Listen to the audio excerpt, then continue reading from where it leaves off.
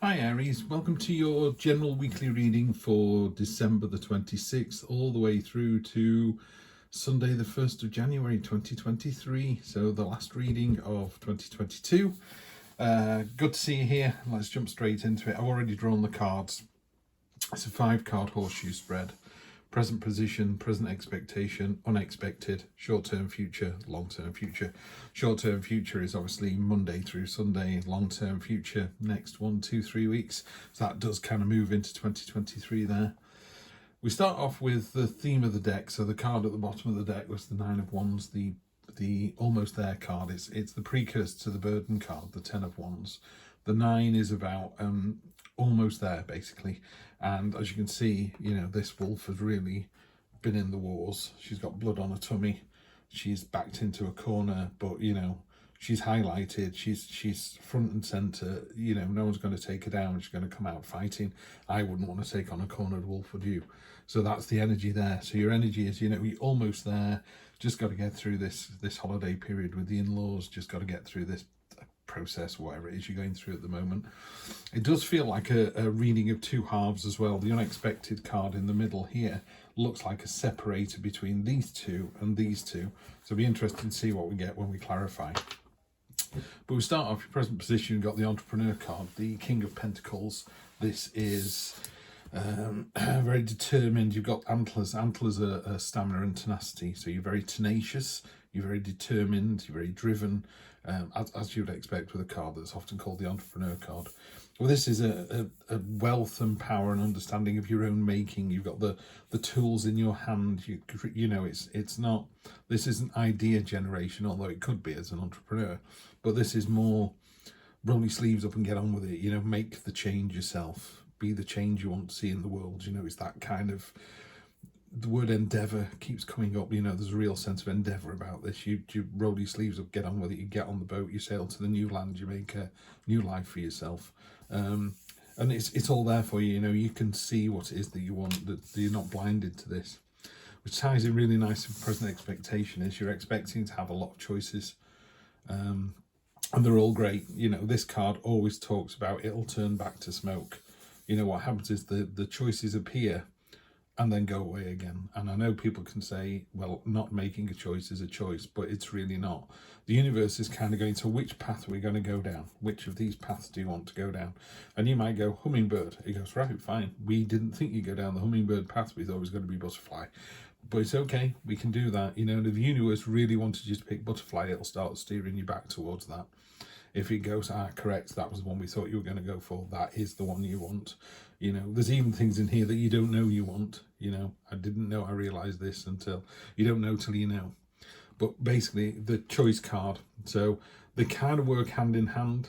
By being this entrepreneurial, tenacious, determined, driven, this is what I'm going to do, it kicks open more doors. One door leads the way to 5 more, which leads the way to 10 more. And I don't think your choices dilute. I just think it gives you more opportunities.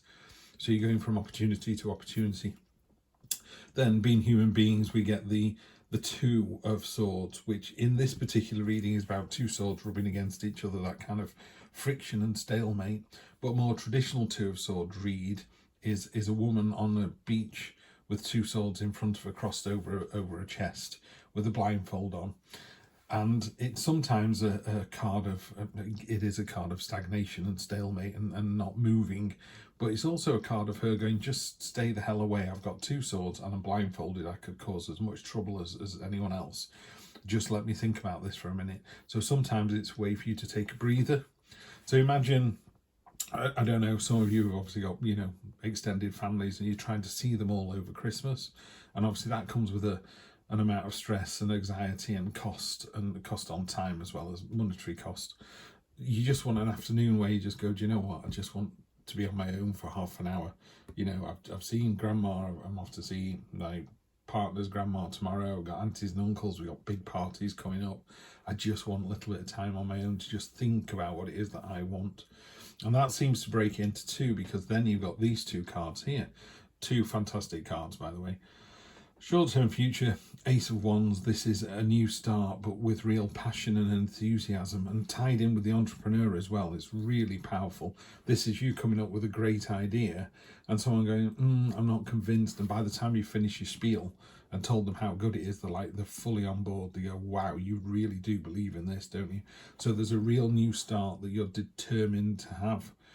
And then this could equally be a new start, but it's a new start that's more of a long-term strategy. So moving into 2023, you've got an awareness, a self-awareness of how good you actually are. This is seed, soil, and water being poured onto ground, and it's creating this oak tree. Oak leaves in the tarot about knowledge, so you're increasing your level of knowledge and understanding. That could be from you, that could be from a significant other. So again, as an entrepreneur, you may go, I've got this fantastic idea, I'm really selling it, everyone's loving it, it's giving me lots of choices and opportunities, but I need an engineer to make it work. It's that kind of thing. This is very much a card of synergy. And again, in a traditional Rider-Waite, it's the architect, the monk, and the stonemason all building a church. The architect's happy, his vision's coming to life. The monk's overjoyed, he's getting the spiritual home that he's always wanted, and the stonemason has got work forever, and he's doing a fantastic job, and everyone's going, wow, you're the best stonemason we've ever seen. So it's just a win-win-win, and it's a very synergistic card. It's 1 + 1 + 1 makes 4. Those three individuals have come together to make something lasting, long term. So there's a sense of, well, I get the feeling you're almost on the starting blocks, ready to sprint into the new year. So you're on the blocks and you're just doing that thing where you just rock back and forwards from it, and you go, right, focus, this is one. It's like hurdles. There you go. It's not a sprint, it's hurdles. So you're looking down the row of hurdles now, and it's like, I know what to do, I'm trained for this, I'm ready for this, I'm passionate, it's almost there. This is what I want to do. Love it. Love this, Aries. Then on top of that, interesting, we've got the Tower. Surprised to see that. Oh, okay, we've got the 7 of Swords, 5 of Swords. This is getting strange. 8 of Cups and Temperance. There you go. Hierophant on the bottom of the deck. Hierophant is that mentor, teacher, that significant other we were talking about coming in here. Okay. These are really interesting, these sword cards down here. So I just want to have a think about this. So you got the Tower. So with this entrepreneur card, the King of Pentacles, you've got to remember that maybe to get this idea off the ground, something that hasn't worked before has to go away. That's what the Tower talks about. They were living in this fantastic building, but it had no door. So they were living falsely. They were living in a folly that didn't actually work for them. So when lightning strikes, it knocks the crown off, it knocks the shine off, and you're left with. It's a bit like people living in a fantastic 7-bedroom house that they can't afford to live in. So basically, the downstairs furnished, but upstairs there's nothing, and they sleep on the floor. They're on beans on toast, and they walk everywhere. There's that sort of, it's a folly. It's like, why are you doing that? The minute another bill comes in or the mortgage goes up, it's all going to come crumbling down. Far better to live within your means. And that's not to say this entrepreneur spirit isn't about going for it, but there's definitely a feeling of you're going to get knocked back. It's going to get flattened, but it gets flattened to these really solid foundations. If you look about what this is built on, absolutely rock solid.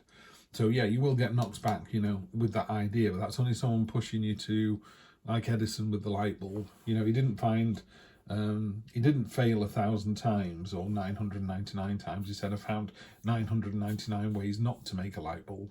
That's the way you need to look at this. Not every idea the entrepreneur comes up with is going to be met with success, but it's about, okay, that didn't work because it was too expensive. Let's get the unit cost down. Let's try again. So learning from your mistakes and building from that experience is just going to make it better and better.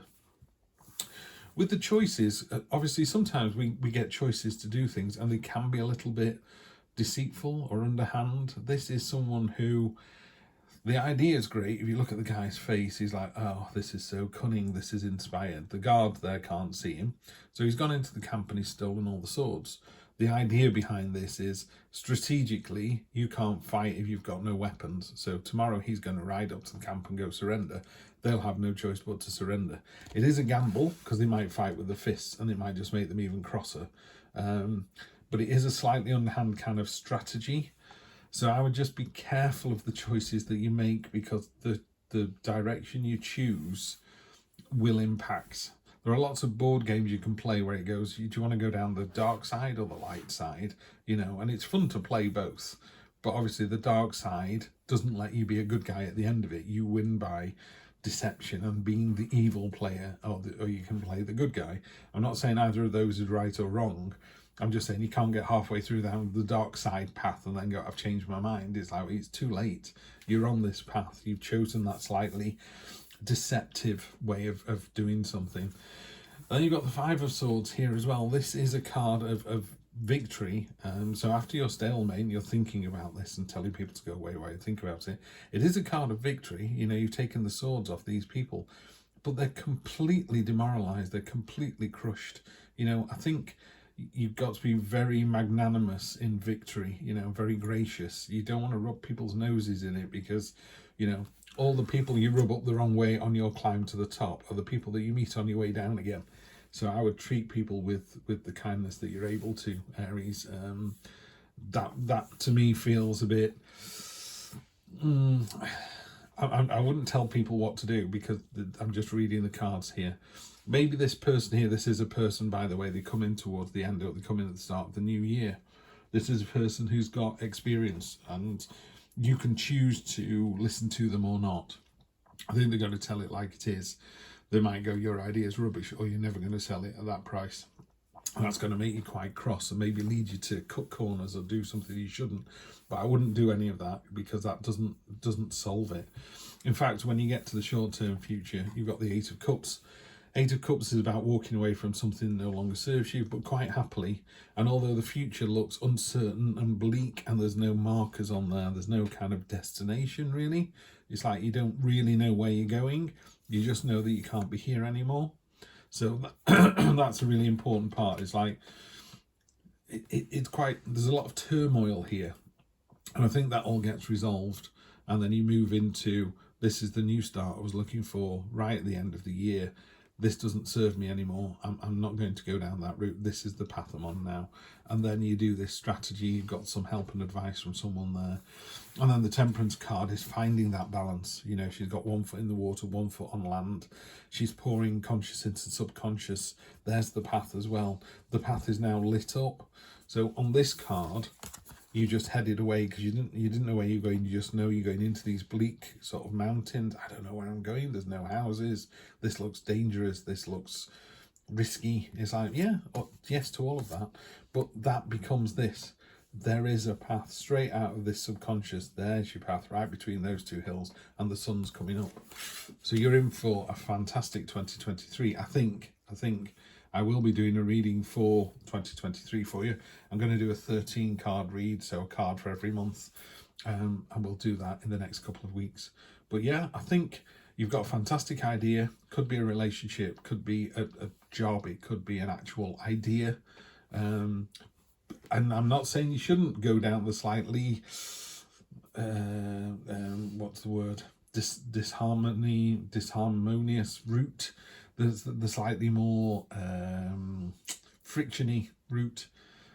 You know, you could do that. I'm not telling you not to do that. Just this is quite, it's quite a risky. Both of these are quite risky cards. Yeah. If you look at this one, he's left 2 swords on the ground. You know, in a minute, these people might go, do you know what? I'm not taking this. Run backwards. He's holding 3 swords in a really weird way. He's not actually ready to protect himself. If those two change their mind, he's in big trouble. So there is a risk you're taking there. Just be careful. I would say mitigate the risk. There you go. That's what I would say. Mitigate the risk. And then it looks like it works out really, really well. Last week of 2022, first 1 or 2 weeks into 2023. It's been a pleasure reading for you. I'm coming up to a year doing this channel now. Hope to see you in 2023 for more of the same. Have a fantastic time. I will see you soon. Take care.